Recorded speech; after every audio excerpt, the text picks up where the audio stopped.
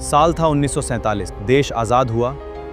जेब में नोट था पर उस पर था अंग्रेज़ों के राजा का निशान। फिर आए गांधी जी, फिर आए नकली नोटों के माफिया, फिर आया पाकिस्तान का ऑपरेशन टोपाज, और फिर आई वो काली रात 8 नवंबर 2016।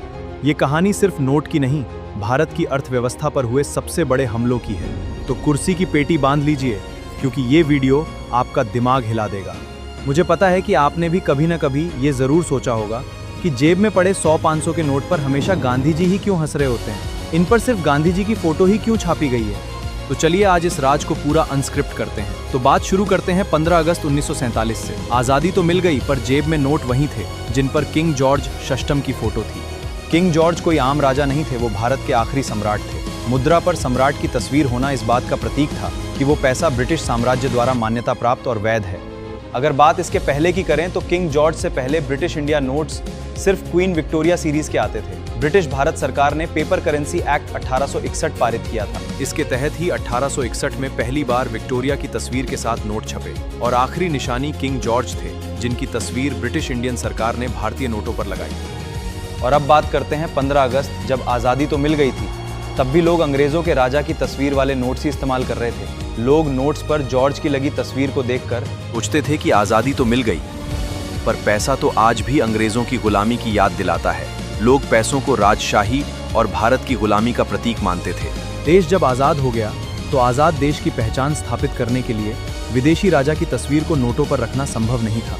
तो यहीं से पैसों पर तस्वीर बदलने की बात होने लगी। का ये जानना बहुत ज़रूरी है कि जॉर्ज वाले नोट का आखिरी सेट 20 जनवरी 1950 तक छापा गया था। 1950 में भारत गणतंत्र बन गया था, तो उसकी छपाई पूरी तरह बंद कर दी गई। बाजार में वो नोट बहुत साल तक चलते रहे। आरबीआई ने उन्हें एकदम से रद्द नहीं किया। वो नोट 27 अक्टूबर 1957 तक आम लेन देन में चलते रहे। उसके बाद ही उन्हें वापस लिया गया। आज़ादी के 10 साल बाद तक लोग जॉर्ज वाले नोट्स ही इस्तेमाल कर रहे थे। शुरुआत में तस्वीर बदलने की बात सेंटर सरकार और आरबीआई ने मिलकर की, और दोनों ही अलग अलग सोच के मालिक थे। कोई गांधी जी की तस्वीर लगाने की बात कर रहा था और कोई अशोक स्तंभ की। गांधी जी की फोटो इसीलिए छपवाना चाहते थे क्योंकि वो उस समय पूरे देश के सबसे बड़े प्रतीक थे। सब उन्हें बापू कहते थे। अशोक स्तंभ की इसीलिए क्योंकि ये भारत की 2200 साल पुरानी विरासत है। ये धर्म, जाति, पार्टी से ऊपर है। नया भारत एक आधुनिक गणतंत्र है, इसीलिए एक प्राचीन गणतांत्रिक चिन्ह ज्यादा सही रहेगा।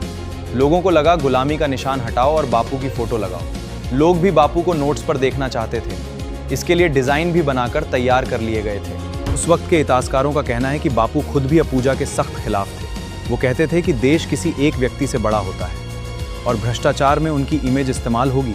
बापूजी के इस बयान के बाद सरकार को भी लगा कि अगर अभी से एक व्यक्ति की फोटो लगा देंगे तो देश में हीरो वर्शिप शुरू हो जाएगी। तो अब सरकार को ऐसा निशान चाहिए था जो किसी पार्टी का ना लगे, जो हिंदू मुस्लिम को पराया ना लगे और उत्तर दक्षिण में रहने वालों को सबको अपना लगे, कोई नेता का ना लगे। भारत की हजारों साल पुरानी ताकत दिखाए, जिससे लोगों को इतिहास भी याद आए। सरकार को लगा कि किंग जॉर्ज को हटाकर दूसरा व्यक्ति, चाहे कोई भी हो, उसकी फोटो लगा देंगे तो फिर से वही व्यक्तिवाद आ जाएगा।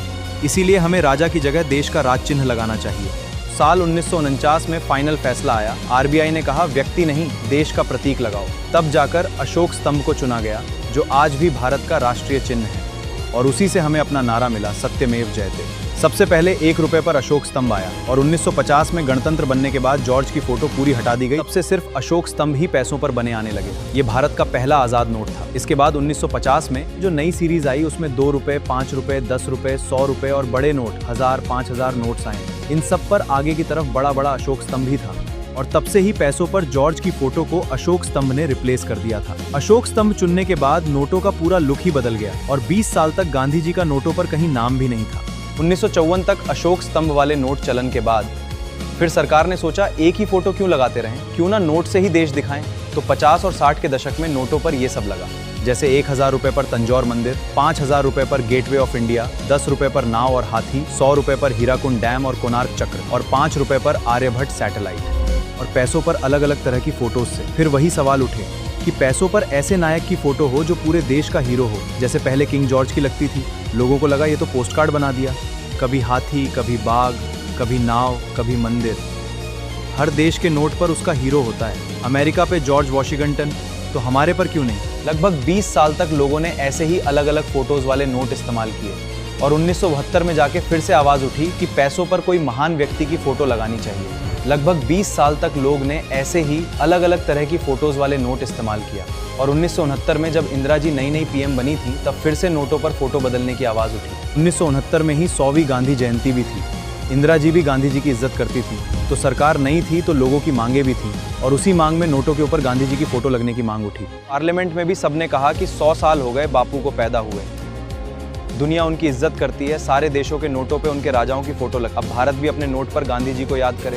100वीं गांधी जयंती पर यहाँ यूनेस्को से लेकर अमेरिका बापू को याद कर रहे थे। इधर भारत में इंदिरा जी को लगा अगर इस टाइम गांधी जी को नोट पर लाएं तो पूरी दुनिया में हमारी इज्जत बढ़ेगी। इसके बाद ही सरकार और आरबीआई के बीच इस पर चर्चा हुई। दोनों के बीच 3 बड़ी बहसों के बारे में मीटिंग्स फाइल्स में लिखा गया है। पहला, कुछ अफसरों ने कहा कि गांधी जी खुद इस बात के खिलाफ थे कि पैसों पर उनकी तस्वीर लगे, क्योंकि उन्हें पता था कि वो पैसा मंदिर में पूजा के रूप में इस्तेमाल, भ्रष्टाचार में इस्तेमाल होगा। कुछ कांग्रेसियों ने कहा 1964 में नेहरू जी का निधन हुआ है, 5 साल ही हुए हैं, उन्हें भी नोट पर छापो। पर इंदिरा जी ने खुद मना करते हुए कहा कि अगर मेरे पिताजी के नाम पर नोट आएगा तो लोग कहेंगे परिवारवाद कर रही हैं और गांधी जी सबके हैं। नेहरू जी अभी भी एक पार्टी से जुड़े हैं। बंगाल के सांसदों ने जोर लगाया कि सुभाष चंद्र जी का नोट निकालो, पर उनकी कोई असली फोटो ही नहीं है जिससे वाटरमार्क बन सके। आरबीआई के पुराने अफसर पैसों पर अशोक स्तंभ ही रहने दो कह रहे थे। उनका कहना था कि जब 1949 से हम एक अच्छी परंपरा चला रहे हैं कि नोट पर कोई व्यक्ति नहीं होगा, सिर्फ देश का प्रतीक होगा, इसे मत तोड़ो। अगर आज गांधी को लगाओगे तो कल हर सरकार अपना नेता लगाएगी। यहाँ फिर बात हुई कि गांधी जी किसी पार्टी के नहीं हैं, उनका कोई धर्म, कोई जातिवाद विचार के नहीं थे, वो सबके बापू हैं। कांग्रेस के भी, बीजेपी की अगर नेहरू की लगाते तो पटेल वाले नाराज, पटेल की लगाते तो नेहरू वाले नाराज। और इधर कांग्रेस भी अपनी छवि सुधारने के लिए गांधी जी की फोटो को लगाना चाहते थे, क्योंकि वो दिखाना चाहते थे कि वो नेहरू जी के रास्ते नहीं, गांधी जी के रास्ते पर चल रहे हैं। बहुत दिनों की बहसों के बाद आरबीआई और सरकार ने गांधी जी को फाइनल किया। आरबीआई ने कहा हर नोट पर लगाने से पहले हमें ट्राई करना चाहिए, इसीलिए पहले 100 के नोट्स को चुना गया। अब आप ये बात जरूर सोचेंगे कि आखिर सरकार ने क्यों गांधी जी वाला नोट निकाला, जबकि 1947 में भी बात हुई थी गांधी जी की नोटों पर फोटो लगाने की, पर तब अशोक स्तंभ लगाया गया। 1969 वाली सहमति स्थायी नोट के लिए नहीं थी, बल्कि वो सिर्फ एक श्रद्धांजलि के लिए थी, क्योंकि 1969 गांधी जी की 100वीं जयंती का साल था। इंदिरा जी खुद को गांधी जी की सच्ची वारिस के तौर पर दिखा रही थी। उसी साल उन्होंने 14 बैंकों का राष्ट्रीयकरण भी किया था, तो आरबीआई के कहने पर 100 रुपए का गांधी जी वाला नोट निकाला। गांधी जी की फोटो पहली बार 1969 में नोट पर लगी, क्योंकि उनका चेहरा सारी दुनिया में पहचाना जाता था। पढ़ा लिखा और अनपढ़ इंसान सब उन्हें पहचानते थे। पार्टी, धर्म या जाति के नहीं थे, राजनीतिक विवादों से ऊपर माने जाते थे, क्योंकि किसी भी देश के पैसों पर सिर्फ उसी इंसान की फोटो लगाई जाती है जिनका पूरे देश में सम्मान हो। और अब वापस उसी दिन पर आते हैं जिस दिन सरकार और आरबीआई ने गांधी जी वाला नोट निकालने का फैसला किया। इस ऐतिहासिक फैसले के बाद वित्त मंत्रालय ने आरबीआई को बोला 3 डिजाइन बनाओ, जो डिजाइन परफेक्ट लगेगा उसी को नए 100 के नोट के लिए शुरू किया जाएगा, जिस पर गांधी जी की झलक होगी। डिजाइन के लिए आरबीआई ने नासिक के करेंसी प्रेस में 3 आर्टिस्टों को लगाया। आर्टिस्टों ने 4 फोटोज को टेबल पर सजाया। ये सब फोटोज 1940 के बाद की थी। पहली फोटो दांडी यात्रा की थी जो 1930 की थी। इसे शामिल नहीं किया गया क्योंकि इसमें चेहरा गुस्से वाला लगता था। आरबीआई बोली नोट पर गुस्सा नहीं चाहिए, शांति चाहिए। दूसरी फोटो चरखा चलाते हुए 1940 की, इसे भी हटा दिया गया, बोले चरखा छोटा है, नोट पे छोटा दिखेगा तो लोग पहचानेंगे नहीं, प्रिंटिंग में भी चरखे की लकड़ियां की क्लैरिटी नहीं आएगी। तीसरी फोटो नेहरू के साथ वाली रखी, इसे भी मना करते हुए बोले कि 2 लोग आ गए तो कंफ्यूजन होगी, नोट पर एक ही हीरो होना चाहिए। और 1946 की आखिरी फोटो जिसे अप्रूव किया गया ये थी वर्धा के सेवाग्राम आश्रम वाली फोटो, जब वो जमीन पर बैठे थे। इसमें वो मुस्कुरा नहीं रहे, बस शांत बैठे हैं। बापू अकेले हैं, संत जैसे लग रहे हैं, नेता जैसे नहीं। फोटो एकदम साफ थी, दाढ़ी, चश्मा, धोती सब साफ दिख रहा था, जो वाटरमार्क में आसानी से छप जाता। सबसे बड़ी बात ये थी कि ये फोटो कांग्रेस की नहीं, देश की लग रही थी, इसीलिए ये फोटो को चुना गया और 1969 वाले 100 रुपए पर सेवाग्राम वाली फोटो लगी। और जो आज हर नोट पर मुस्कुराते गांधी दिखते हैं, ये वाली फोटो बाद में 1987 में चुनी गई थी, जिसे 1946 में ही कोलकाता के एक ब्रिटिश फोटोग्राफर ने ली थी। इस फोटो की स्टोरी को आगे जाकर हम पूरा अनस्क्रिप्ट करेंगे। तो 2 अक्टूबर 1969 को गांधी जयंती वाले दिन दिल्ली के विज्ञान भवन और आरबीआई का ऑफिस में पीएम इंदिरा जी ने सुबह राजघाट पर गांधी जी को फूल चढ़ाए, फिर सीधा विज्ञान भवन आई। वहां पहली बार वो नोट सबको दिखाया। पहले नोट राष्ट्रपति, उपराष्ट्रपति सभी सांसदों को गिफ्ट में दिए गए, फिर आरबीआई की सभी ब्रांचों में भेजे गए। लोगों में इतना उत्साह था कि उन्हें बैंक में जाकर गांधी जी वाला नोट स्पेशल बोल के मांगना पड़ता था। लोग नोट को खर्च ही नहीं कर रहे थे, कोई इसे फ्रेम में जड़वा रहा था तो कोई लॉकर में छुपाकर। कोलकाता और मुंबई में नोटों की कालाबाजारी होने लगी थी, क्योंकि 100 का नोट 120 में बिक रहा था। इसी रिएक्शन को देखकर आरबीआई समझ गया कि अगर सिर्फ एक नोट पर ही गांधी जी के होने से 100 के नोट का इतना बोलबाला हो गया, अगर सारे नोटों पर गांधी जी आ जाएं, तो भारतीय रुपयों का बोलबाला डॉलर्स पर भी इफेक्ट डालेगा। एक तरफ लोग और सरकार नए नोट को लेकर खुश थे, वहीं दूसरी तरफ कुछ लोग और पार्टियां इससे नाराज भी थे। ज्यादातर गांधीवादी लोग ही सबसे ज्यादा नाराज हुए, क्योंकि वो मानते थे कि गांधी तो पैसे के खिलाफ थे। वो कहते थे पैसा ही झगड़े की जड़ है, और आप उसी पैसे पर उनकी फोटो लगा रहे हो, ये उनका अपमान है। जनसंघ पार्टी, जो आज की बीजेपी बन गई है, ये भी नाराज हुए। उन्होंने कहा, अगर एक आदमी की फोटो को लगाना ही है तो सावरकर और दीनदयाल उपाध्याय को भी लगाओ, सिर्फ गांधी क्यों? कुछ मुस्लिम संगठनों ने भी आवाज उठाई।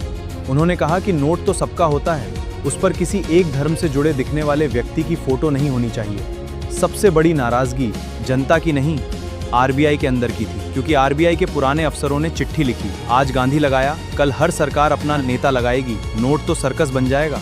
और इन नाराज लोगों और पार्टियों को इंदिरा जी ने संसद में एक लाइन बोलकर सबको चुप करा दिया। उन्होंने कहा कि गांधी किसी एक के नहीं, अगर गांधी पर भी ऐतराज है तो फिर देश पर ऐतराज है। इंदिरा जी के बयान के बाद सब शांत हो गए, क्योंकि गांधी के नाम पर कोई ज्यादा देर तक विरोध नहीं कर सकता था, क्योंकि जो विरोध कर रहे थे वो भी कहीं ना कहीं गांधी जी की विचारधारा से प्रभावित थे। आपको बता दूं कि 100 वाले नोट पर गांधी सेंटेनरी 1869 से 1969 लिखा था, मतलब कि ये एक यादगार नोट था, जिसका मतलब गांधी जयंती खत्म तो नोट का मतलब भी खत्म। सबसे बड़ी दिक्कत तब आई जब आरबीआई को लगा कि नोट छप तो रहे हैं पर मार्केट में बहुत कम आ रहे हैं, क्योंकि लोग ज्यादातर खर्च ही नहीं करते थे। कोई फ्रेम में लगा लेता तो कोई तिजोरी में रख देता, और सरकार को ये नोट बनाने का खर्चा नॉर्मल नोट से 3 गुना ज्यादा आता था, क्योंकि उस नोट का कागज और छपाई अलग थी। इसका कागज भी इंग्लैंड से आता था, इसीलिए सरकार को महंगा पड़ रहा था। और 1975 में जब इंदिरा जी ने देश में इमरजेंसी लगाई थी, तो 1971 में उन्होंने जो 14 बैंकों का राष्ट्रीयकरण किया था, तब से ही इन नोटों की कॉपी बनने की खबरें आ रही थी, क्योंकि उस नोट में आज जैसा धागा, वाटरमार्क, कलर शिफ्टिंग कुछ नहीं था, सिर्फ एक गांधी की फोटो थी। इसीलिए कॉपी बनाना आसान था, और 1975 में इमरजेंसी लगने की वजह से देश में पैसों की तंगी शुरू हुई। ऊपर से ये नोट बनाने का खर्चा भी ज्यादा था। सरकार ने नासिक प्रेस को ऑर्डर दिया कि गांधी जी वाला नोट छापना बंद कर दो और अशोक स्तंभ वाला नोट ही छापो। और 1975 में गांधी जी वाला नोट छपना बंद हो गया, और 1978 तक बैंक्स ने देना भी कम कर दिया। 1982 तक ये नोट पूरी तरह गायब हो गया। तो ऑफिशियली सरकार ने कभी नहीं कहा कि ये नोट आज से नहीं चलेगा, सरकार ने चुपचाप खुद ही खत्म कर। और आज 2026 में अगर किसी के पास 1969 वाला गांधी वाला नोट है तो वो एंटीक में 5,000 से 10,000 रुपए का बिकता है। एंटीक मतलब दुनिया की दुर्लभ चीज है। अगर आपके पास है तो आप इसे OLX, eBay और कॉइन बाजार में भेज सकते हैं, बस नोट असली होना चाहिए। जब गांधी जी वाला नोट बंद हुआ तो कई लोग खुश थे, जिनके साथ कॉपी नोट की हेराफेरी हुई, क्योंकि उन्हें तो वो नोट समझ ही नहीं आता था। वो कहते थे इस पे अंग्रेजी में सेंटेनरी लिखा है, ये क्या है, कहीं नकली तो नहीं? और जो गांधी जी को मानते थे उन्हें बुरा लगा। कुछ लोगों ने आरबीआई को चिट्ठी भी लिखी कि गांधी जी का अपमान किया है। नागपुर और वर्धा में तो लोगों ने रोष भी दिखाया। रोष ज्यादा दिन चले नहीं, क्योंकि इमरजेंसी के कारण जब लोग इकट्ठे होते थे तो सीधा जेल हो जाती थी। पर वो लोग सबसे ज्यादा खुश थे जिन्हें पहले से ही पता था कि ये नोट लिमिटेड एडिशन है। ये नोट सिर्फ गांधी जी को श्रद्धांजलि देने के लिए निकाला गया है और कभी भी बंद हो सकता है। उन्होंने तो 1975 में ही नोट संभाल के रख लिए थे, वही नोट आज एंटीक में 10,000 का है। और दूसरा कारण नोट बंद होने का नकली नोट बनना भी। 1971 में पहली बार नागपुर रेलवे स्टेशन पर एक आदमी 200 नोटों के साथ पकड़ा गया था।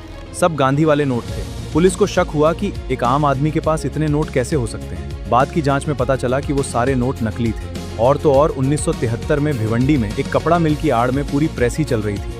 वहां से गांधी वाले 100 का ब्लॉक और 14,000 नकली नोट मिले। आगे जाकर 1974 में आरबीआई ने एक सीक्रेट रिपोर्ट लिखी। उस रिपोर्ट में लिखा कि बम्बई, दिल्ली, कलकत्ता के बैंकों में हर 400 गांधी वाले नोटों में 100 नोट नकली आ रहे हैं। सीबीआई के अनुसार मार्केट में 2 करोड़ से ज्यादा नकली नोट घूम रहे हैं। इसीलिए सीबीआई ने इंदिरा जी को चिट्ठी भी लिखी थी कि जल्द से जल्द सरकार को गांधी वाला नोट बंद करना होगा। इसलिए आगे जाकर 1975 में गांधी वाला 100 का नोट बंद करके फिर से डैम वाला 100 का नोट चलाया गया। तो तब ऐसे नकली नोटों पर काबू पाया गया।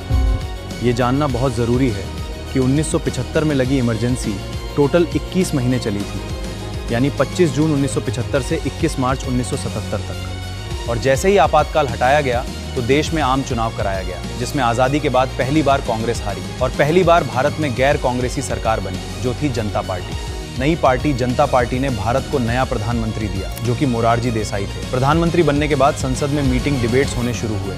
अब 1977 में गांधी जी वाला नोट छपना बंद था। छपने बंद हुए को 2 साल हो गए थे, पर लोगों के पास जो पहले के नोट्स थे वो ही इस्तेमाल हो रहे थे, क्योंकि सरकार ने नोट छापने बंद किए थे। अब आते हैं उस बात पर, जब 2 साल बाद फिर संसद की एक बैठक में गांधी जी का नोट लाने की बात हुई, हुआ कुछ ऐसे था कि जब 1977 में नई जनता पार्टी सरकार बनी तो तब गांधीवाद चरम पर था। उस वक्त जनता पार्टी ने नारा दिया था कि हम असली गांधीवादी हैं, कांग्रेस नकली है। तब ज्यादातर लोगों को दुख था कि हमारे बापू को नोटों से हटा दिया गया, जो कि कांग्रेस की सरकार ने किया था। इसीलिए लोगों की नज़र में कांग्रेस की छवि खराब थी और इसी छवि को सुधारने के लिए शंकर दयाल शर्मा जी, जो कि कांग्रेस के मंत्री थे, उन्होंने 12 जून 1977 को लोकसभा में बोला कि जनता पार्टी को लोगों की गुहार सुननी चाहिए और गांधी जी को नोटों पर वापस लाना चाहिए, क्योंकि नई सरकार से लोग बापू के नए नोट की मांग भी कर रहे थे। पर यहाँ पर शर्मा जी सिर्फ जनता पार्टी को नीचा दिखाना चाहते थे। उन्हें अच्छी तरह से पता था इमरजेंसी हटने के बाद देश में सूखा पड़ा है, नई सरकार के पास इतना बजट है ही नहीं कि वो नया नोट निकाल सके, क्योंकि उस वक्त एक खास नोट छापने का खर्चा 2 से 3 करोड़ आता था, जो कि शर्मा जी को अच्छी तरह से पता था, क्योंकि उनकी सरकार में भी गांधी जी वाले नोट ने काफ़ी घाटा दिया था। और बोले कि कांग्रेस की सरकार ने गांधी जी का नोट निकाला था और अब जनता पार्टी को भी ऐसा करना चाहिए। पर नए पीएम मोरारजी देसाई जी ने ये कहकर शर्मा जी की फाइल रिजेक्ट कर दी कि अगर आज नोट पर गांधी की फोटो लगेगी तो कल हर पार्टी कोई और नेता की फोटो छापने को कहेगी। नोट भगवान की तरह होना चाहिए। और बोली कि सरकार किसी भी व्यक्ति, चाहे वो कितना भी महान हो, उसकी तस्वीर करेंसी नोट पर नहीं लगाना चाहती। और तब फाइल रिजेक्ट होने के बाद फिर 1979 में जब चौधरी चरण सिंह की बगावत के बाद जनता पार्टी की सरकार गिर गई थी और पीएम मोरारजी देसाई ने इस्तीफा दे दिया था, तो मोरारजी के इस्तीफा देने के बाद चरण सिंह पीएम बने। वे सिर्फ 5 महीने ही पीएम रहे, क्योंकि इमरजेंसी के वक्त कई केस इंदिरा और संजय गांधी पर हुए थे, जैसे कि जनता को गुमराह करने का केस। शाही कमीशन ने कहा था कि इंदिरा ने पीएम रहते हुए सरकारी अफसरों को धमका के इमरजेंसी लगवाई। और जीप घोटाले का केस, जिसमें कमीशन का कहना था कि इंदिरा ने सरकारी जीपों के गलत इस्तेमाल किया। और ऐसे ही केस संजय गांधी पर थे, जैसे कि संजय गांधी ने मारुति कार बनाने का लाइसेंस लिया, इसीलिए सरकार से 20 लाख रुपए, पर एक भी कार नहीं बनाई। सीबीआई ने कहा पैसा खा गए। और 1976 में दिल्ली के तुर्कमान गेट में झुग्गी हटाने के दौरान पुलिस ने गोली चलाई, जिसमें 6 लोग मरे थे और संजय पर ऑर्डर देने का आरोप लगा। और इन्हीं केसेस को हटाने के लिए चरण सिंह ने इंदिरा को बोला कि आप मेरे 64 एमपी को समर्थन दे दो, उससे मैं पीएम बन जाऊंगा, जो कि इंदिरा मान गई। पर चरण सिंह के पीएम बनने के 2 दिन बाद ही केस वापस लेने से लगा कि अगर इतनी जल्दी केस वापस लिए तो देश कहेगा कि कुर्सी के लिए केस वापस लिए हैं। और चौधरी ने केस वापस लेने से मना करने के बाद खुद इंदिरा ने भी अपना समर्थन वापस ले लिया, जिसके लिए उन्होंने राष्ट्रपति को चिट्ठी लिखी कि चरण सिंह ने वादा तोड़ा है, इसीलिए मैं अपना समर्थन भी वापस लेती हूँ। और जनवरी 1980 में, जिसमें इंदिरा जी दोबारा पीएम बनी, और इन्हीं के राज में 1980 में एक बार फिर गांधी जी के नोट छापने की बात उठी। वित्त मंत्री आर वेंकटरामन जी ने इंदिरा जी से बोला था कि जैसे 1969 में गांधी जयंती पर हमने 100 का नोट निकाला था, और हमें इस बार भी गांधी जी को याद करते हुए नोट निकालना चाहिए। पर इस बार इंदिरा जी ने मना करते हुए बोले कि पिछली बार नकली नोटों की कालाबाजारी जोरों से हुई थी और अब सरकार का बजट भी ठीक नहीं है, इसीलिए दोबारा गांधी जी के नोट पर रोक लगी। और सीबीआई ने बोला कि असली नोट आए तो नकली नोट भी जरूर आएगा, और नकली नोटों पर गांधी जी नहीं आने चाहिए, ऐसे में उनकी बेइज्जती होगी। और नोट की बात यही खत्म हो गई। आज से डैम वाला नोट ही चल रहा था। और 3 साल बाद 1983 में आरबीआई के गवर्नर डॉक्टर मनमोहन जी और वित्त सचिव प्रणब मुखर्जी ने मिलकर कहा कि 100 का डैम वाला नोट 16 साल से चल रहा है, बहुत पुराना हो गया है, लोग बोर हो गए हैं, नया डिज़ाइन बनाना चाहिए। पहले सरकार को ये वजह प्रैक्टिकल लगी, ना कि गांधी जी को याद करते हुए नोट बनाने की, इसीलिए उन्होंने इंग्लैंड से डिज़ाइन तक बनवा लिए थे। इस बार 2 डिज़ाइंस बनाए गए। पहली फोटो 100 के नोट की, जिस पर गांधी चरखा चलाते हुए थे, और दूसरी फोटो 500 के नोट पर उनकी ऐतिहासिक यात्रा। सितंबर 1983 में पीएमओ ने नोट बनाने से रोक दिया, क्योंकि 1984 में चुनाव आने वाले थे। पीएमओ को लगा अगर नोट लाए तो विपक्ष कहेगा सरकार सिर्फ चुनाव के लिए काला धन जमा कर रही है, जिसका असर जीत पर जरूर पड़ेगा। इसीलिए 1975 से 1983 तक गांधी जी का नोट सिर्फ फाइलों में घूमता रहा। अब जैसे जैसे सारे नोट पुराने हो रहे थे, वैसे वैसे ही नकली नोटों का कारोबार भी फैलता जा रहा था। सरकार सबसे ज्यादा परेशान तब हुई जब 1984 में नकली नोट बहुत ज्यादा आने लगे। उसी साल दिल्ली पुलिस ने करोल बाग में 12 लाख के नकली नोट पकड़े, जो असली जैसे लगते थे। आरबीआई ने चेक किया तो पता चला कि अशोक स्तंभ का वाटरमार्क नकली बनाना बहुत आसान है। और 1984 में ही पंजाब में आतंकवाद चरम पर था और आतंकियों को नकली नोटों से ही हथियार दिए जा रहे थे। और 1985 को भारत में पहली बार फोटोकॉपी वाली कलर जेरोक्स मशीन आई थी और आरबीआई ने सरकार को रिपोर्ट दी थी, जिसमें उन्होंने बताया कि नोट पर जो अशोक स्तंभ है उसका वाटरमार्क जेरोक्स मशीन पर कॉपी करने पर असली जैसा कॉपी हो रहा है। सरकार ने बहुत छापेमारी भी की थी, नोट भी मिले थे, पर सरकार नकली नोट बनने से रोकने पर असमर्थ थी। जितने नकली नोट सरकार पकड़ती, उतने ही नकली नोट सरकार को रेड करने पर फिर मिल जाते थे। टाइम निकल रहा था। इसी के बीच 1985 में आर.एन. मल्होत्रा जी, जो कि डॉक्टर मनमोहन जी के बाद आरबीआई के नए गवर्नर बने थे, उन्हें पैसों पर गांधी जी का वाटरमार्क लगाने का आइडिया आया। आखिर ये वाटरमार्क का आइडिया उन्हें एकदम से आया कैसे? तो वाटरमार्क की स्टोरी में अनस्क्रिप्टेड तरीके से आपको बताता हूँ। दुनिया भर के नोट छापने वाले एक्सपर्ट्स जानते हैं कि किसी शेर, अशोक स्तंभ या इमारत की नकल करना मशीनों के लिए आसान होता है। आर.एन. मल्होत्रा ने ऐसे ही कोई तरीका ढूंढने को कहा। उन्होंने अपने सुझाव दिए तो गांधी जी के चेहरे की बात हुई। सबने बोला कि हाँ, किसी इंसानी चेहरे की बारीक झुर्रियों, आंखों की बनावट का 3D वाटरमार्क बनाना आम मशीनों से मुश्किल होगा। अगर कोई नकली नोट बनाने वाला गांधी जी के चेहरे के वाटरमार्क की नकल करेगा तो चेहरे में जरा सा भी बदलाव होते ही देश का कोई भी आम नागरिक उसे देखकर तुरंत समझ जाएगा कि भाई साहब ये तो नकली नोट है। और जब ये बात जनता को मालूम हुई तो सबने बोला कि नोट पर सिर्फ गांधी जी का चेहरा ही ठीक लगेगा, क्योंकि सारा देश उनकी इज्जत करता है। और नोटों पर गांधी जी की बड़ी फोटो लगाने से पीएमओ ने पहले ही मना कर दिया था। तो फिर आरबीआई ने सोचा कि क्यों ना पहले किसी और की फोटो को देखा जाए जिससे किसी नेता को दुख ना हो। और आरबीआई ने पहले सोचा कि अशोक स्तंभ को बड़ा कर देते हैं, पर उसकी नकल आसानी से हो रही थी, इसीलिए रिजेक्ट। फिर नेहरू की लगानी चाहिए इसमें, विरोधी भड़क गए, ये भी रिजेक्ट। पर जब जनता की मांग थी कि कोई वाटरमार्क नहीं, गांधी जी की असली फोटो ही लगनी चाहिए, तो वित्त मंत्री और आरबीआई ने फैसला किया कि वाटरमार्क की जगह अब फोटो ही लगेगी। एंड में बापू की फोटो को सिलेक्ट किया गया, जिसमें वो फ्रेडरिक के साथ वायसरॉय हाउस के बाहर खड़े हैं। उस फोटो में बापू मुस्कुरा रहे थे। आज के नोटों पर इसी फोटो से बापू के फेस को क्रॉप करके लगाया गया। आरबीआई द्वारा गांधी जी की फोटो फाइनल करने के बाद मीटिंग्स में गंभीर आर्ग्यूमेंट्स हुए कि कौन से नोट को बापू की फोटो के साथ नया छापना है। कोई बोला 50 के नोट को और कोई 100 के नोट छापने को बोला। पर सरकार और आरबीआई ने तर्क से सोचा। देसाई जी ने जब 1978 में 1000, 5000 और 10,000 के नोट बंद करवा दिए थे, तो तब से लेकर आज तक सिर्फ 100 का नोट ही चल रहा है, और जो अब तक का सबसे बड़ा नोट है। 100 का नोट अब छोटा पड़ने लगा था। बैंकों में 100 के बंडलों की भरमार हो गई थी। आरबीआई ने कहा नोटों की संख्या कम करने के लिए बड़ा नोट लाना पड़ेगा, तो तब जाके 1987 में 500 का नोट आया। और क्योंकि ये नया नोट था, सबसे बड़ा नोट था, तो आरबीआई ने सोचा एक ही नोट को टेस्ट करते हैं। अगर ये डिज़ाइन फेल होता तो सिर्फ एक ही वैल्यू के नोट पे असर पड़ता, सारे नोटों पर नहीं। ये नोट चल गया, लोगों की परेशानी भी खत्म हो गई जो 100 के नोट की वजह से आती थी।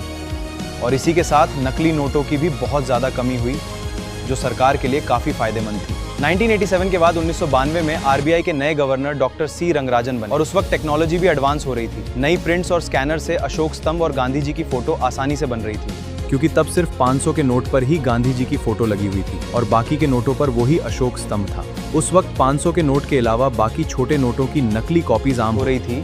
तो गवर्नर आर.एन. मल्होत्रा और वित्त मंत्री बीपी सिंह ने मिलकर सरकार से मीटिंग करी कि 500 के नोट के अलावा बाकी सारे नोट नकली बन रहे हैं, क्योंकि उन पर सिर्फ अशोक स्तंभ है, गांधी जी नहीं। तो तीनों की राय हुई कि अशोक स्तंभ नकली बनाना आसान है, गांधी जी का चेहरा बनाना मुश्किल था, क्योंकि गांधी जी की फोटो में बहुत बारीकियां हैं जो आम मशीनों से बनाना बेहद मुश्किल है। उनके पास 500 के कुछ नकली नोट भी थे, जिन्हें देखकर साफ हो रहा था कि ये नोट नकली हैं, क्योंकि मशीन चेहरे की झुर्रियां, आंखें की पलकें और चश्मे को ठीक से कॉपी नहीं कर पा रही थी। तो सरकार ने फाइनल किया कि अब से और नोटों पर भी गांधी जी की फोटो लगाएंगे, जिससे बाकी के नोट भी नकली बनना बंद हो जाएंगे। पर अभी भी सरकार को शक था कि आरबीआई की मशीनों को और एडवांस बनाना होगा, और 1996 तक आरबीआई ने नई सिक्योरिटी तैयार कर ली थी, जिसमें विंडो वाला सिक्योरिटी धागा, लेटेंट इमेज, तिरछा देखने पर दिखने वाला, आंखों से ना देखने वालों के लिए उभरी हुई तस्वीर, जिससे वो नोट को सिर्फ छूकर ही महसूस कर सकते हैं कि नोट 100 का है या 500 का। ये सारे फीचर एक साथ नई सीरीज में ही लाए जा सकते थे। और आरबीआई ने 10, 100 और 500 के नोट गांधी सीरीज के साथ 1996 में छापना शुरू किया। तब आरबीआई ने 10 रुपए का और 500 रुपए का नोट नए डिजाइन के साथ निकाला। अब आपके दिमाग में ये बात जरूर आएगी, आरबीआई ने 1996 में दोबारा क्यों ये दोनों नोट निकाले? तो इस पॉइंट को भी यहाँ अनस्क्रिप्ट करना जरूरी है। 1996 में आरबीआई की प्रिंटिंग मशीनों की सिक्योरिटी बहुत एडवांस हो गई थी, जिससे पुराने नोटों की कॉपी बनाना बहुत मुश्किल था। जैसे कि 1987 में 10 रुपए के नोट पर अशोक स्तंभ और पीछे मोर छपा था, और 500 के नोट पर गांधी की फोटो थी, पर वाटरमार्क अशोक स्तंभ का था। तब दोनों नोट ज्यादा सिक्योर नहीं थे। 1996 में दोनों नोटों को ज्यादा सिक्योर किया गया। 10 के नोट पर आगे गांधी जी की फोटो और पीछे गैंडा हाथी छापा गया। वाटरमार्क में गांधी जी का चेहरा था और विंडो वाला चमकदार धागा लगाया गया, जिस पर भारत और आरबीआई लिखा था। और 500 के नोट पर वाटरमार्क भी गांधी जी का चेहरा लगाया, बीच में चमकीला विंडो धागा लगाया जिस पर भारत लिखा था, और थोड़ा उभरा हुआ बनाया गया, जिससे अंधे लोग भी नोट को पहचान सकें। ये दोनों नोट उस वक्त के सबसे ज्यादा सिक्योर नोट थे बाकी के नोटों के मुकाबले, क्योंकि इनकी कॉपी ज्यादा नहीं बन रही थी। और 1996 के बाद ही गांधी जी सीरीज वाले नोट आने लगे। 1997 में हमारे पास 500 के अलावा 10 का और 100 का नया नोट तो था, पर लोगों को 10 और 100 के बीच छुट्टे पैसों की बहुत दिक्कत आती थी और इसी दिक्कत को दूर करने के लिए आरबीआई ने 1997 में 50 रुपए का नया नोट निकाला और इसे थोड़ा उभरता हुआ बनाया गया अंधे लोगों के लिए। और 500 का नोट भी सरकार ने इसी साल लॉन्च किया था और साल 2000 में पूरे 22 साल बाद 1000 रुपए के नोट को आरबीआई की सिफारिश के बाद वाजपेयी सरकार ने मंजूरी दी थी, क्योंकि 22 साल पहले मोरारजी सरकार ने 1978 में काले धन को रोकने के लिए 1000 के नोट को बंद कर दिया था और साल 2000 में वाजपेयी सरकार वापस लेकर आई, क्योंकि उस वक्त भारत की अर्थव्यवस्था भी तेजी से बढ़ रही थी और तब एटीएम मशीनें का चलन भी तेज हो रहा था। तब एटीएम से 10,000 निकालने के लिए 20 नोट 500 के निकालने पड़ते थे और 1000 का नोट आने के बाद 10 नोट निकालने पड़ते थे। समय के साथ 1997 वाला 500 का नकली नोट बहुत बन रहा था, इसलिए 1000 का नया नोट सिक्योरिटी के साथ लाया गया ताकि 500 का दबाव कम हो।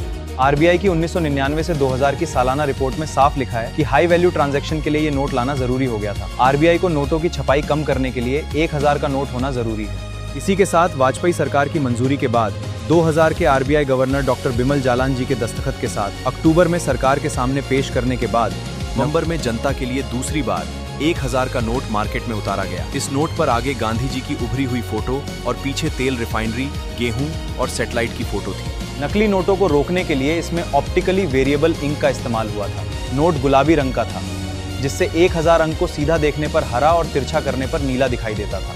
1978 वाला 1000 का नोट साधारण प्रिंट वाला था, नकली आसानी से बन जाता था। वहीं 2000 वाला 1000 का नोट कंप्यूटर से डिजाइन था, जो खास सिर्फ नकली रोकने के लिए बनाया गया था। इसके बाद साल 2001 में जाकर एक और नया नोट छपना शुरू हुआ, वो था 20 रुपए का नोट। वैसे तो 20 का नोट 1972 से चल रहा था, पर उस पुराने नोट पर सिर्फ अशोक स्तंभ था।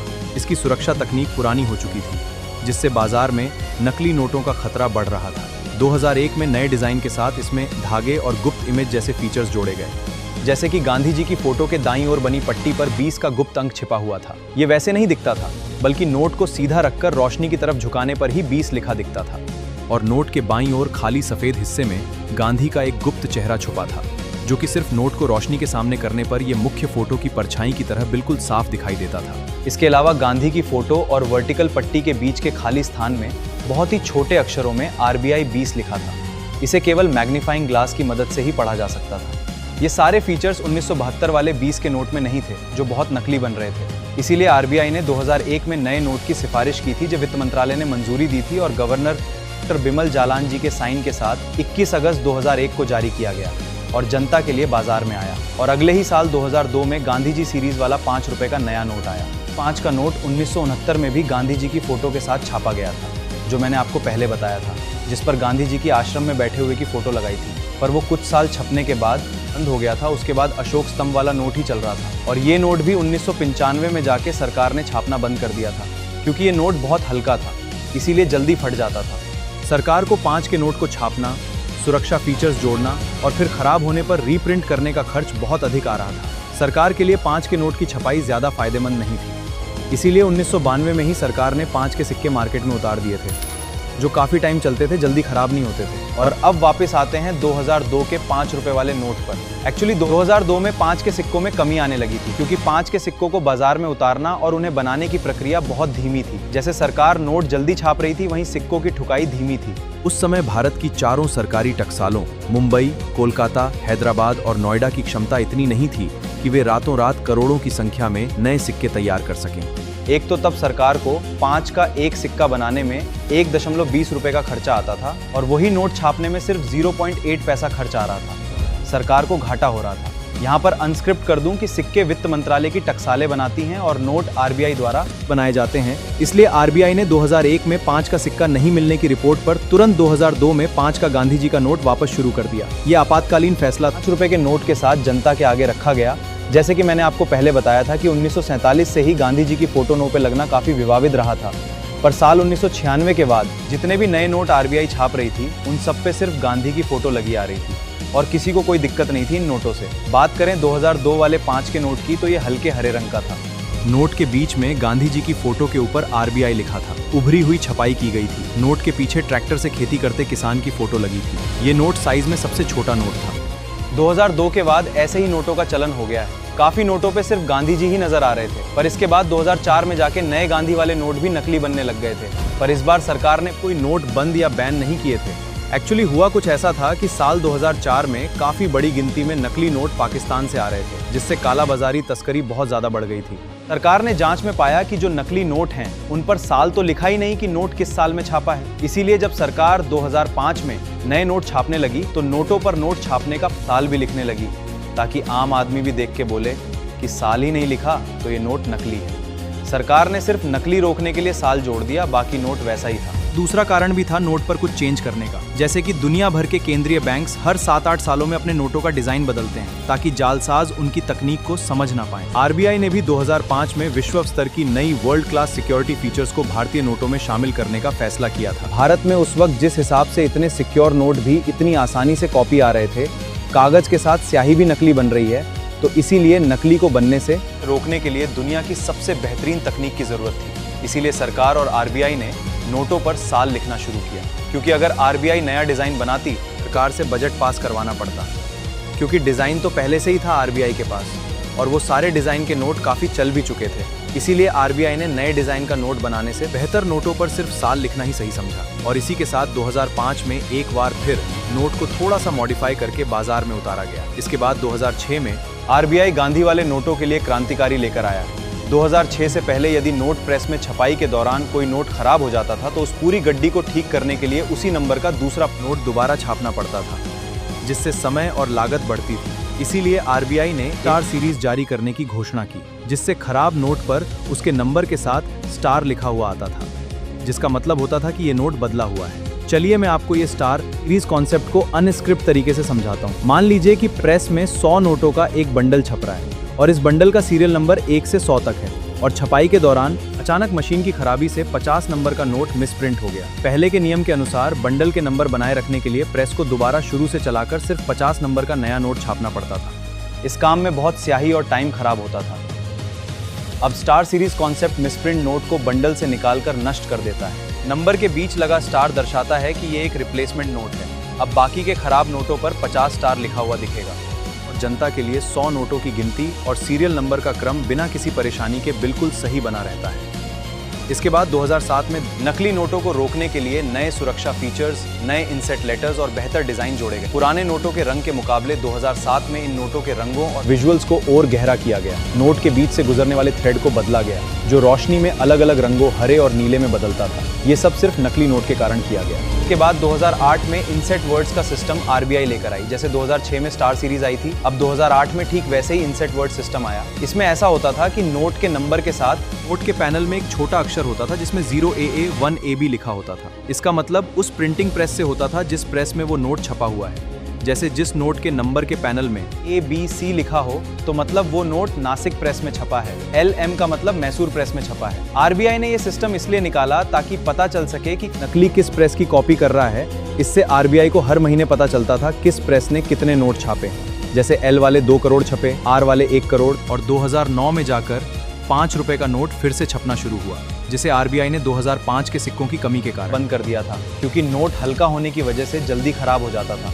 और 2009 में इसलिए छपना शुरू हुआ क्योंकि तब फिर से 5 के सिक्कों की कमी होने लगी थी। 5 के सिक्कों का कम होने का सबसे बड़ा कारण स्मगलिंग था। रिपोर्ट्स के मुताबिक साल 2007 से 2009 के बीच 5 के सिक्कों की बड़े पैमाने पर बांग्लादेश में तस्करी की जा रही थी। वहाँ इन सिक्कों को पिघलाकर रेजर ब्लेड बनाए जाते थे। एक सिक्के को पिघलाकर 6 ब्लेड बन जाते थे, जिससे जालसाज भारी मुनाफा कमा रहे थे। इसके कारण भारतीय बाजार से धीरे धीरे 5 रुपए के सिक्के गायब हो रहे थे, क्योंकि लोग सिक्कों को पिघलाकर धातु बेचने के लिए उनकी जमाखोरी करने लगे थे। सिक्कों की भारी कमी हो गई थी। इसी परेशानी को दूर करने के लिए आरबीआई ने 2009 में महात्मा गांधी सीरीज के तहत 5 रुपए के नोटों की छपाई को दोबारा शुरू किया और साथ ही सिक्कों को फेरेटिक स्टेनलेस स्टील का बनाना शुरू किया, जो पतले होते थे, जिन्हें पिघलाना फायदेमंद नहीं था। और इसी साल 100, 500, 1000 के नोटों के नंबर पैनल के पीछे नए इनसेट अक्षरों जैसे ई के कोड को ऐड करके और सिक्योर किया गया। और आपको ये शायद पता नहीं होगा कि साल 2010 में आरबीआई और भारतीय मुद्रा के इतिहास का सबसे बड़ा ऐतिहासिक बदलाव किया था, जो कि नया रुपया सिंबल रुपीस था। इसे आईआईटी बॉम्बे के post graduate D Uday Kumar ने डिजाइन किया था। ये देवनागरी के र और रोमन अक्षर एक आर का एक मिला जुला रूप है। इससे पहले रुपए को अलग अलग भाषाओं में री या रू लिखा जाता था। अक्टूबर 2010 में इसे वैश्विक डिजिटल कोडिंग में शामिल किया गया और इसके तुरंत बाद 2011 से इसे नए नोटों और सिक्कों पर छापना शुरू कर दिया गया। और 2011 के बाद ही सारे नोटों और सिक्कों पर रुपीस सिंबल का छपना शुरू हुआ और नोटों के धागे की सिक्योरिटी और नंबर्स का पैटर्न बदला गया और नए governor doctor D Subba Rao के साइन के साथ सारे नोट आने लगे। इसी साल 25 पैसे और उससे छोटे सभी सिक्कों को हमेशा के लिए बंद कर दिया गया था और बाकी सारे 1, 2, 5 और 10 के सिक्कों पर रुपीस चिन्ह आने लगा। 2012 तक आरबीआई ने काफी हद तक नोट सिक्योर कर लिए थे, पर अब रुकावट नकली नोट नहीं बल्कि नोटों का खराब होना और फट जाना आ रहा था। एक नोट की उम्र सिर्फ 9 महीने तक होती थी, मतलब 20% आगे चलते थे, बाकी 80% फट कर सरकार के पास वापस आते थे। 13 दिसंबर 2012 को तत्कालीन वित्त मंत्री पी चिदम्बरम ने राज्यसभा में सिर्फ ये घोषणा की थी कि सरकार और आरबीआई ने 10 रुपए के 100 करोड़ प्लास्टिक नोटों का एक फील्ड ट्रायल करने का फैसला लिया है और अलग अलग मौसम वाले 5 शहरों में ट्रायल के लिए चुना, जैसे कोच्चि, मैसूर, जयपुर, भुवनेश्वर और शिमला। और 2013 में जाकर इन्हें इन शहरों में ट्रायल के लिए बैंक्स को दिया गया। अगर आपके दिमाग में ये आ रहा है कि इस नोट को सारे भारत में क्यों नहीं ट्रायल के लिए भेजा गया, तो मैं इसे भी अनस्क्रिप्ट कर देता हूँ। देखिए, इन 5 शहरों का मौसम एक दूसरे से बिल्कुल अलग है। कोच्चि को इसलिए चुना गया क्योंकि वहां समुद्र में नमी 80 से 90% रहती है। सरकार को जानना था वहां कागज का नोट पसीने और नमी से गलेगा तो नहीं। मैसूर इसीलिए क्योंकि वहां मॉडरेट साउथ इंडियन क्लाइमेट है, ना ज़्यादा गर्मी ना ज़्यादा ठंड है। इसको कंट्रोल सिटी बनाया बाकी 4 शहरों से कंपेयर करने के लिए। जयपुर इसलिए क्योंकि वहाँ डेजर्ट का तापमान 45 डिग्री सेल्सियस है, प्लास्टिक का नोट पिघलेगा तो नहीं या सिकुड़ेगा तो नहीं। भुवनेश्वर इसलिए क्योंकि वो ईस्ट कोस्ट साइक्लोन जोन है, वहाँ बारिश पड़ती है, बारिश की वजह से स्याही तो नहीं निकलेगी। और शिमला इसलिए क्योंकि वहाँ बहुत ठंड रहती है, नोट ठंड में कड़क होकर टूटता तो नहीं। ये सारे एक टेस्ट थे जो फेल हुए। इन ट्रायल के बाद आरबीआई को कुछ तकनीकी खामियां और चुनौतियां सामने आईं। नोटों का आपस में चिपकना और उस समय की एटीएम मशीनों द्वारा उन्हें ठीक से स्वीकार न कर पाना मुख्य समस्याएं थीं। इसीलिए प्लास्टिक के नोटों का प्रोजेक्ट कभी आम लोगों के लिए पूरी तरह से शुरू ही नहीं हो पाया।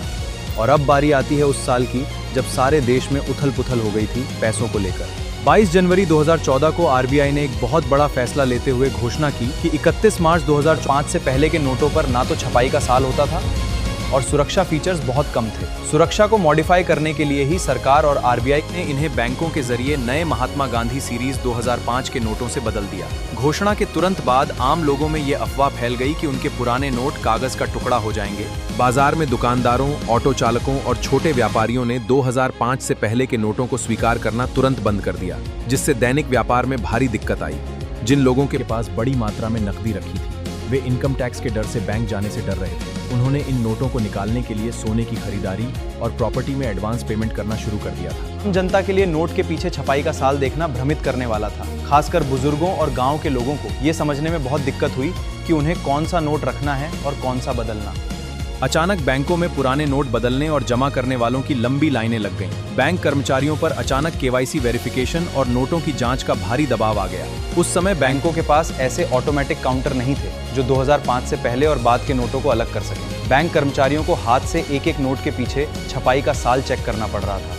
वहीं आरबीआई का कहना था कि 2005 से पहले के नोट में सिक्योरिटी थ्रेड कमजोर था, ब्लीड लाइन नहीं थी, रुपीस का सिंबल नहीं था। पाकिस्तान से वही पुराने डिजाइन के नकली नोट ज्यादा आ रहे थे जिनमें ये सारी कमियां थी। इसीलिए आरबीआई ने ये रूल बनाया। यहाँ पर आरबीआई का कहना था कि वो पहले से ही रूटीन प्रक्रिया के तहत 2005 से पहले के पुराने नोटों को चुपचाप बाजार से कम कर रहा था। जब बाजार में इन नोटों की संख्या बहुत कम बची थी, तब जाकर इसकी औपचारिक घोषणा की गई थी। आरबी गवर्नर बोले कि जनता को घबराने की जरूरत नहीं है, वो बस पुराने नोट लेकर बैंक जाएं और बस कैशियर से पैसे बदल कर ले आएं।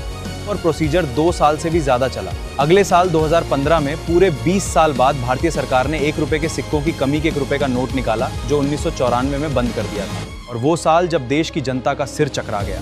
8 नवंबर 2016 को सरकार ने देश में काले धन, नकली नोटों और इलीगल की फंडिंग पर लगाम लगाते हुए नोटबंदी की घोषणा की। रात 8 बजे पीएम जी ने अचानक टीवी पर आकर घोषणा की कि आज आधी रात से 500 और 1000 के मौजूदा नोट कानूनी रूप से अमान्य हो जाएंगे। इस एक फैसले से देश की 86% नकदी एक झटके में रद्दी कागज के टुकड़े जैसी हो गई थी। 2016 की नोटबंदी को समझने के लिए इस नोटबंदी की कहानी को अनस्क्रिप्ट करना बहुत जरूरी है। तो हुआ कुछ यूं था कि साल 2011 से 2016 के बीच भारत की अर्थव्यवस्था जितनी तेजी से बढ़ी, उससे कहीं ज्यादा तेजी से बाजार में 500 और 1000 के नोटों की संख्या बढ़ गई थी। खुफिया एजेंसी रॉ एंड आईबी ने रिपोर्ट दी थी कि सीमा पार से बड़े पैमाने पर उच्च मूल्य वाले जाली नोट भारत में शामिल किए जा रहे हैं। देश की कुल आबादी जिस हिसाब से महंगी कारें और जमीनों की खरीद बेच कर रही थी, इस हिसाब से इनकम टैक्स फाइल करने वाले लोग बहुत ही कम थे। इससे साफ था कि लोग पैसा तो कमा रहे हैं, लेकिन उसे कैश के रूप में छिपा कर रख रहे हैं। सरकार ये अनुमान 2011 से लगा रही थी, क्योंकि तब से ही आरबीआई के डेटाज जीडीपी के मुकाबले कैश के ऊंचे स्तर और टैक्स कलेक्शन में कमी आ रही थी। और 2016 आते आते सरकार ये समझ गई थी कि काला धन रखने वाले लोग बहुत शातिर हैं। वे अपनी काली कमाई को बैंकों में रखते ही नहीं, वो इसे गुप्त तहखानों में या लॉकरों में हार्ड कैश के रूप में रखते थे। जिन पैसों का बैंक अकाउंट में कोई रिकॉर्ड ही नहीं था, उन्हें सिर्फ कंप्यूटर पर अकाउंट चेक करके नहीं पकड़ा जा सकता था। अगर सरकार जनता को पहले नोटिस देती कि 500 और 2000 के नोट बंद हो जाएंगे, इसीलिए आप ये नोट बैंक में जमा करवा दीजिए और बदले में नए नोट ले जाइए, तो काले धन के मालिकों को अपना काला धन संभालने का मौका मिल जाता। इसीलिए सरकार ने 8 नवंबर 2016 को सीधा फैसला लिया, न कि कोई पहले नोटिस निकाला, जिससे काले कारोबारी काले पैसे के साथ फंस गए। इसी के साथ और 500 रुपए का नोट न्यू डिजाइन के साथ आरबीआई ने निकाला है। 2000 का नोट इसलिए जारी करना जरूरी था क्योंकि नोटबंदी कारण देश की 86% नकदी सिस्टम से बाहर हो गई थी। इस विशाल शून्यता को भरने के लिए सरकार के पास कई बड़ी चुनौतियां थीं, जिनका समाधान सिर्फ 2000 के नोट ने किया। सरकार को बैंकों और एटीएम में बहुत कम समय में भारी मात्रा में मूल्य पहुंचाना था। 2000 का एक नोट छापने का मतलब कि 100 के 20 नोट या 500 के 4 नोट छापने के बराबर की वैल्यू एक बार में बाजार में पहुंच जाना। और 500 का नोट इसलिए नया छापा गया क्योंकि पहले 500 रुपए का नोट बहुत कॉपी बन चुका था। इसीलिए आरबीआई ने 2000 और 500 के नोट छापे, जिससे पैसा जल्दी बैंक्स में चेंज होता रहा। इसके अगले 17 से 2019 तक आरबीआई ने 5 और नए नोट छापे, जैसे 17 में 200 और 50 का और 100 का नोट, 2019 में 20 का नोट, और अब तक का आखिरी नोट जो नया छापा गया था वो 2019 वाला 20 रुपए का नोट था। उसके बाद साल 2026 तक सिर्फ सिक्योरिटी के लिए नोटों में बदलाव किए गए हैं। साल 2026 में भारत सरकार ने एक बड़े प्रस्ताव को मंजूरी दी है। इसके तहत 10 और 20 के नोटों का 100 करोड़ प्लास्टिक नोटों का फील्ड ट्रायल शुरू हो रहा है। ऐसा नहीं है कि गांधी सीरीज के बाद किसी ने आवाज नहीं उठाई कि अब किसी और की फोटो लगाओ नोटों पर। जैसे कि 2022 में केजरीवाल ने एक प्रेस कॉन्फ्रेंस में मोदी जी से अपील की थी कि नए छपने वाले नोटों पर एक तरफ गांधी जी और दूसरी तरफ भगवान गणेश व माता लक्ष्मी की फोटो लगाई जाए। भाजपा सांसद सुब्रमण्यम स्वामी ने भी इससे पहले 2019 से ऐसी ही इच्छा जताई थी। उन्होंने कहा कि अगर नोटों पर लक्ष्मी गणेश होंगे तो देश तरक्की करेगा। दुनिया के सबसे बड़े मुस्लिम देश इंडोनेशिया का उदाहरण दिया, जहां 20,000 रुपया के नोट पर गणेश जी की फोटो छप चुकी है। दलित संगठन द्वारा संविधान निर्माता बाबा साहेब की फोटो नोटों पर लगाने की मांग बरसों से चल रही है। हाल ही में अगस्त 2026 में तेलंगाना के मंत्रियों ने केंद्र सरकार से ये मांग दोबारा की है। महाराष्ट्र के कई राजनीतिक दलों और नेताओं ने समय समय और 2022 में नोटों पर मराठा साम्राज्य के गौरव छत्रपति शिवाजी महाराज की फोटो लगाने की वकालत की। और इसके अलावा साल 2022 में खबरें आई थीं कि आरबीआई मिसाइल मैन डॉक्टर कलाम और नोबेल विजेता रविंद्रनाथ टैगोर के वाटरमार्क वाले नोटों पर विचार कर रहा है। हालांकि इसे तुरंत खारिज कर दिया गया। लोगों का तर्क है कि भारत की आज़ादी और निर्माण में सिर्फ गांधी जी का नहीं, बल्कि भगत सिंह, अंबेडकर, नेताजी और सरदार पटेल जैसे कई नायकों का योगदान था, जिन्हें मुद्रा पर सम्मान मिलना चाहिए। वर्तमान नियमोचित ऑफ आरबीआई एक्ट नोट का डिजाइन बदलने का अंतिम अधिकार केंद्र सरकार और आरबीआई बोर्ड के पास है। सरकार ने स्पष्ट कर दिया है कि भविष्य में भी केवल महात्मा गांधी सीरीज के नोट ही जारी रहेंगे और किसी अन्य फोटो को शामिल करने का कोई विचार नहीं है। बाकी आप बताइए कि आप किसकी फोटो नोटों पर देखना चाहते हैं। तो दोस्तों, ये थी गांधी जी की फोटो के नोटों पर आने की पूरी कहानी। 1969 के जन्म शताब्दी नोट से लेकर 1996 के वाटरमार्क वाले नोट तक एक फोटो सिर्फ फोटो नहीं है, वो भारत की पहचान है। मैंने इस वीडियो में आपको सिर्फ सुनी सुनाई बातें नहीं बताई, बल्कि हर पॉइंट को पूरा अनस्क्रिप्ट करके बताया है, जो शायद आपको किसी और वीडियो में इतना डीपली जानने को नहीं मिलेगा। अगर आपको ये जानकारी और वीडियो अच्छी लगी तो वीडियो को लाइक और शेयर जरूर करिएगा। अगर कोई गलती हुई हो तो कमेंट में बताएं, और ऐसे ही हर टॉपिक को अनस्क्रिप्ट तरीके से जानने के लिए मेरे चैनल अनस्क्रिप्टेड एवरीथिंग को सब्सक्राइब जरूर करिएगा। मिलते हैं अगली वीडियो में किसी नए टॉपिक के अनस्क्रिप्ट वर्जन के साथ।